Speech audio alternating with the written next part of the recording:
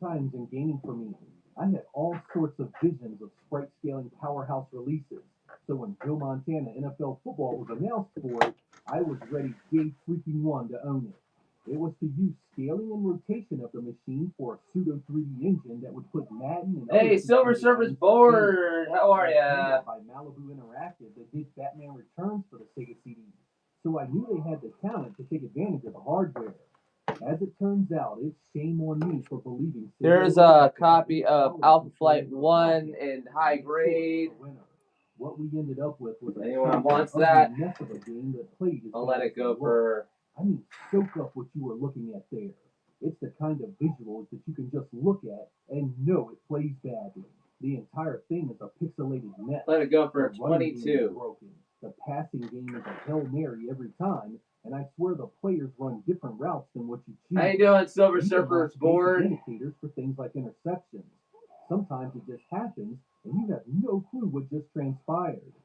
Sega was trying to sell customers on a $300 Hey, upgrade Nico, so they could get benefits, and yet 97222. this How was are orders ya? of magnitude inferior to what they could already play on their base consoles. Sega had a reputation as a sports leader at the time, and this really hurt their standing in the North American market after the awful reviews came in. Alright, Add in the fact that here's other a Sega coverless franchises copy were completely of unrelated Amazing with the device, and Spider-Man you couldn't issue help but wonder 11. what the hell Coverless Sega was but doing. complete. That is the second appearance of Dr. Octopus. It would be 9 years before another Golden Axe hit the market. In 2003, the Sega Ages 2500 line of games got Golden Axe, which was a remake of the very first arcade game with a new polygonal engine. And this shit show is one of We're Sega's running for all-time 30. worst games. Holy hell. Right from the moment it begins, everything is a bad joke of poor animation, garish colors, terrible models, and gameplay that is slow, clunky, and not fun in the slightest. The only redeeming element of this garbage is the upbeat and emotional soundtrack. You'll be too busy hating everything else to care, however.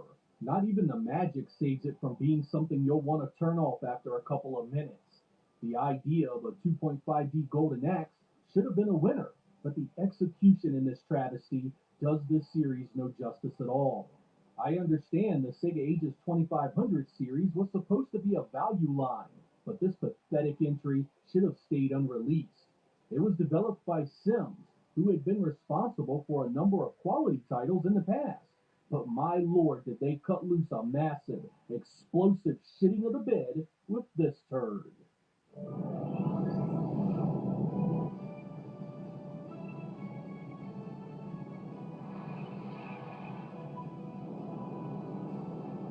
Comes to shopping for cookware, there's a lot of different options out on the market.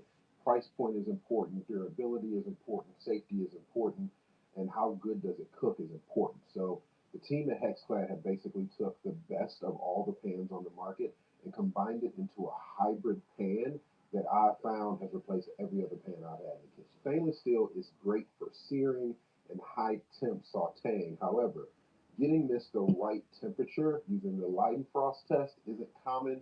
Getting this non-stick can be somewhat challenging. Cast iron is great for searing a steak and getting that perfect crust. However, this entire thing gets hot, so handling it isn't the easiest or the most safe option. I have purchased countless of the competitors' non-stick pans over the years, and they're great except for high heat cooking. At high temperatures, these just don't stand up. And the longest I've actually gone is maybe 8 months to a year with heavy cooking. But the difference between this non-stick and the HexClad non-stick is HexClad can go temperatures super high and you will not degrade the surface of the pan. In a lot of cases, when you're working on getting a high quality sear, your go-to is going to be a stainless steel pan. But at lower temperatures, that pan may not give you the same non-stick applicability. The HexClad pan is a perfect hybrid of the two. Yes, you can do high heat searing, but it's also delicate enough to handle an egg. Ultimately, all three pans have their advantages. A non-stick is non-stick, so you can fry an egg and don't have to worry about it sticking to the pan. A cast iron skillet is going to give you a perfect crust, a perfect sear, and allow you to get even cooking over high temperatures. A stainless steel pan is going to give you another option for high heat cooking over saute. However, there's drawbacks to all of them, especially if you have an induction or a flat top stove. What if you could combine all the pros and none of the cons into one pan? Now let's talk about the Hexclad brand. So, as the name insinuates, the design in the pan, that hex design, is actually where all the magic happens. The design is based on peaks and valleys. The peaks, they're going to give you a perfect sear, which is similar to cast iron, especially when you're doing a steak. The valleys, which are actually coated in a Japanese non-stick coating that's infused with diamond dust, that's going to give you your non-stick. Anybody who's used a cast iron skillet knows when you grab that handle, it's definitely going to be hot. However, these stay cool handles and that riveting, it's going to stay cool and it's also not going to get loose. This pan is also dishwasher and oven safe, which is actually unheard of in the pan industry. One of the huge benefits to a Hexclad pan is how easy it is to clean. In a lot of situations, I've just ran hot water over it with a sponge and it'll clean that right out. One of my favorite features of the Hexclad pan is its ability to work on multiple different surfaces. I have a portable stove that I use for creating content that works well, but at home I have an electric stove. The way an induction stovetop works is the heat pulsates. It goes high and then it goes low. So if you do a temperature check and you're at a perfect 400 degrees for a steak, by the time you grab that steak, that temperature may drop down and you'll end up not getting a good crust.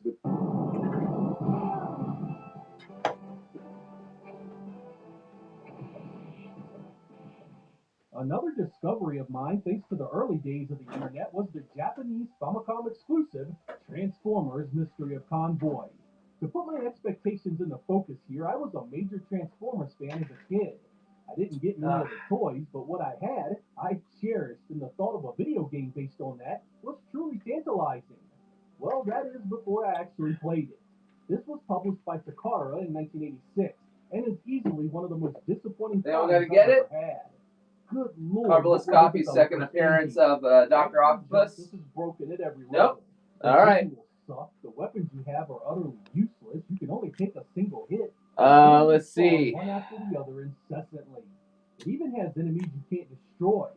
I mean, when you knock the planes out of the sky, your standard weapon shoots over the head of the There's resulting Amazing enemy. Spider-Man 34. Transform to hit half the enemies in the game. Craven appearance. The Craven movie's coming out in December. Multiple Transformers. Might want to jump on a. So, as the vast majority of the game is centered on Ultra Magnus. Might want to jump on that. Let's see. And have never seen anything past the first few stages. $20. This is the worst example of a licensed cash-in I've ever seen, and a disgrace. I'll do 25. Name. To put into perspective how bad this game is, and the profoundly negative experience I had with it, there was another Transformers game released a year later on the Famicom Disk System called The Headmasters. And 20 plus years later, I still haven't played it. It's issue 11. Come on, Silver Surfers board.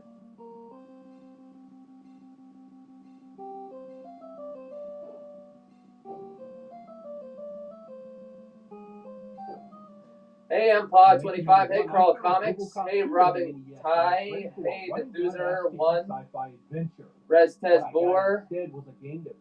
Hey, MC Comics. Constantly and load it with enemies that were far more capable than you at getting the job done. RoboCop also looked extremely silly in this game, kind of like Hank Hill's dad Cotton in the old King of the Hill animated show. Upper right corner, that is the spine. It's still attached, but the paper was wrapped around the spine. It's so compromised. But as usual, it's the gameplay that's the biggest issue here. That previously mentioned ice feels like it's on every surface. RoboCop will move an additional inch or so whenever you stop or try and jump, leading to falling into pits or taking damage at the worst of times. Nothing feels 25, let's go. Around, and this feeling never lets up and never resolves itself. Hey, Ducamago. Hey, Reaperman 361. How's it going? Welcome to the show. Death to come at the worst of times, and it's often not your fault. I also felt the level design was ludicrous for a RoboCop title. I mean, this is old Detroit, but you are jumping around mostly abstract warehouses that look like something out of a Futurama episode. Perfectly good reader's copy, coverless copy of Amazing Spider-Man 11. All right. The gameplay is wrong. I wasn't expecting anything to rival Contra or anything, but I was hoping for more than this. With the Genesis lacking a Robocop to call it 20 bucks. they only had this as an alternative. Let's go, Silver Surferboard. It's 20 bucks. Haha. There you go. Thank you. Okay. Hope you're happy. Oh.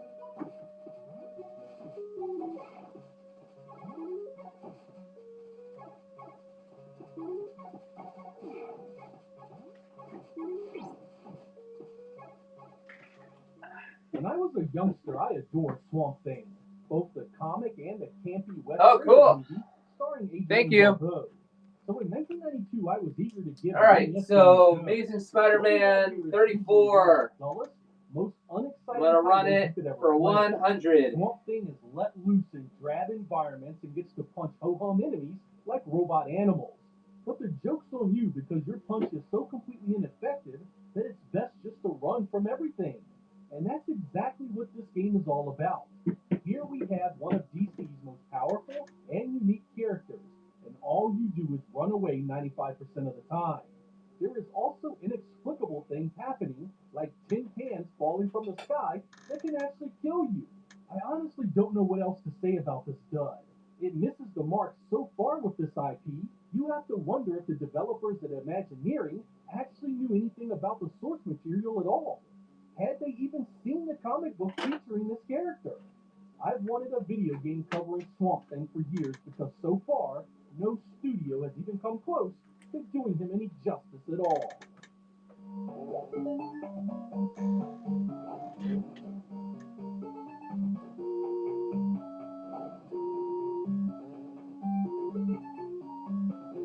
Hey, Mischievous 808, how's it going? Hope everyone's having a nice day. $153,000 in a single month as an affiliate marketer without relying on Google, Facebook, or ClickBank, or creating new accounts on Pinterest, Twitter, TikTok, or Instagram. This may sound like a big claim, but I'm here to show you how this is possible in 50 seconds. Hi, I'm Adam Charrington. I've been an affiliate marketer for over 20 years, and I'm the founder and CEO of Charrington Media, an 8-figure affiliate marketing company. And I want to share my life-changing discovery with you. The Invisible Affiliate System is a completely different approach that took me from a struggling broke wannabe to a super affiliate earning $250,000 per month. And the best part, you don't even need a website. We got the Craven movie coming out, guys. Let's go. Major traffic sites, or worry about market saturation or finding a profitable niche. Instead, I'll guide you to the invisible networks that few affiliates know about. This system is backed by real-world experience and rules that give you a mathematical advantage. Forget the traditional affiliate strategies that lead to fierce competition on oversized. Early appearance, I think it's his or ad bands. Just second appearance, step-by-step process, maybe third. Profit goal. I'm not sure. I'll provide you with the exact niche market, products, target demographics, and secret traffic source you need. In 1992, I was privy to one of the worst games ever released on the Genesis, Renovation and Telnet Japan's Beast Wrestler. This isometric atrocity is a wrestling game in name only. It's rarely little more than a bear hug and choking simulator that controls terribly. I never feel like my on-screen counterpart is doing what I'm telling them, and getting knocked down results in being stunned for much longer than it should be.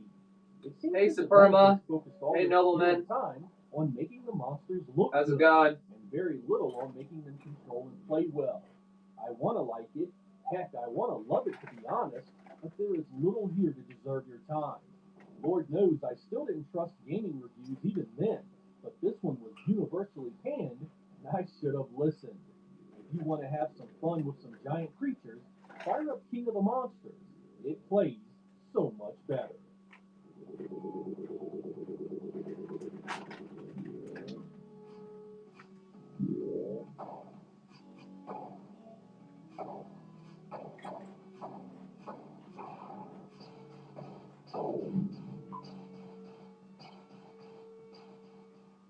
Video games were no stranger to weird licenses that made no sense at all.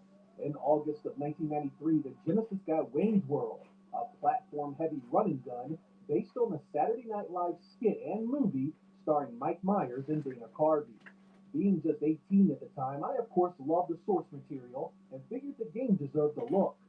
Good night was I wrong. Right from the opening, you are treated with some heinously ugly storyboards trying to give you the feel of their public access show. This leads straight into jumping around terribly designed stages and constantly being bombarded with ear-grating voice samples and sound effects. They repeat over and over to the point of nausea.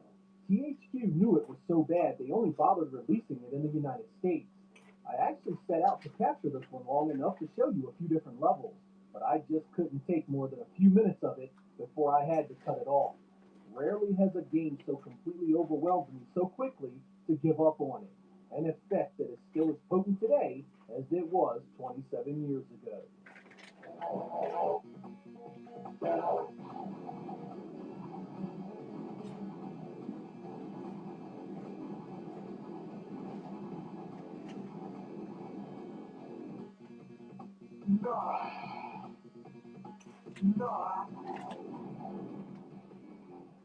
Sega was still developing Genesis titles well into the life of the Saturn, and Experts was one of those releases in June of 1996. It was meant to be a spin-off of Eternal Champions, but you wouldn't know it outside of being told that today.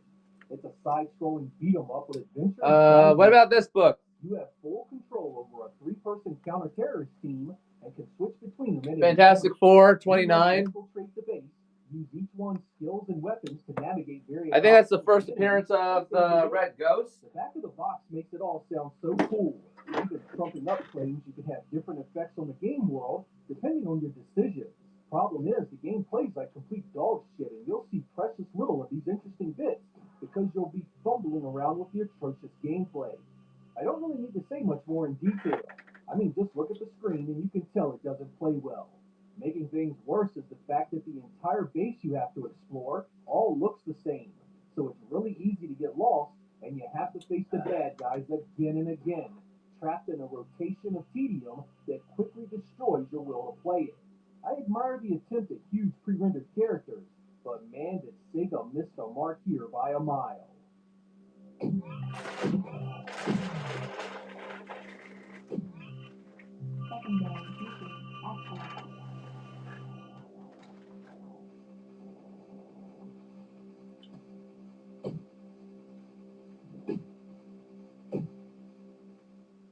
Double Dragon has a long and storied history of being really decent 8-bit home titles, but man, did things go south when the series made its way to the Genesis. Every one of them sucked, but Double Dragon 3 here takes the crown of King of Sucking. It was released in 1993 by Flying Edge, or what was basically Acclaim. This was a port of the arcade original with a bunch of stuff missing or just outright broken.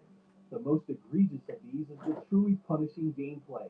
There are so many things wrong with it, it's difficult to pick a starting point. The hitboxes are all wrong, there's no stun animation for the bad guys, the damage inflicted on you is unreal, and every enemy attack reaches further and is more potent than your own. Weapons are utterly useless, the shop system provides no help at all, and the only time you can actually do any damage is when your invincible frames are flashing after you've gotten knocked down. That means in order to actually kill anything, you have to take damage yourself. I had disliked Double Dragon 1 and 2 on the Genesis for various reasons, but good God is this one so much worse. It really is a shame too because they got the sound and graphics quite respectable. On a platform of beat-em-ups as strong as the Streets of Rage series, this kind of second-rate, unsatisfying, and abysmal effort simply had no place. This was Acclaim trying to capitalize on Sega's success in the West by flooding the market with so much garbage they figured they'd sell some of it just because it existed. It's no wonder they're no longer around.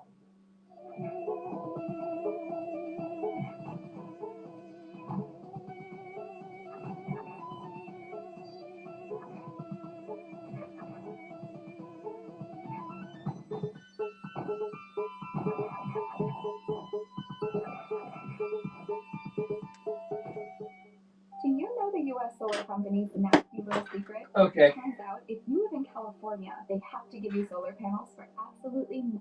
The story behind the release of Slaughter Sport is more interesting than the game itself. It was developed at a time when Hey, Chatty Fresh. Hey, 208 Hoff 530. Hi, Pick Legend. Hey, Jeff Camp 3672. Hey, Floating Ma. Hey, Big Later. Big Tater. How's it going?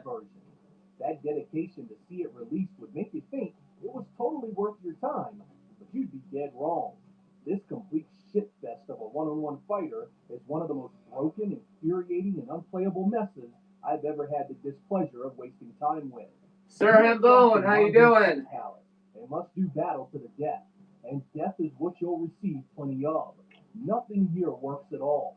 The one-on-one battles actually allow you to have your back to an opponent, and you need to turn around to face them. Get knocked down, you get up with your back. What are you guys in the mood for, huh? Attacks have no Comic store, how you doing? What lands and what doesn't.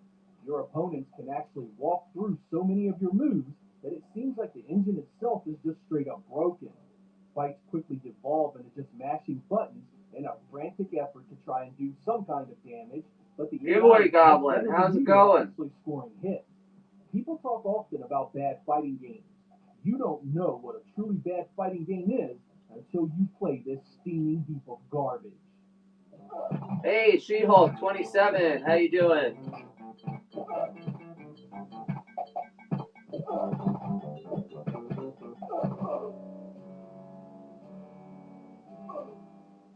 Of all the games we have looked at in this episode, Dark Castle holds a special place in my heart of absolute hatred. Few times have I played a game this bad. The visuals are poor, the sound is irritating beyond belief, and the gameplay truly stands apart as its own special layer in hell. Released in 1991, this is sort of a platformer mixed with adventure elements. Comic Fan 22, how you doing? Stages that consist mainly of jumping to platforms and climbing ropes while enemies try and stop you. The gameplay is a complete hindrance here, however. Just throwing rocks to defend yourself is a chore, and there are areas in the floor you can I'll go on later. fall. That's correct. Trip and talk to y'all later. Bye. Enemies are way faster than you.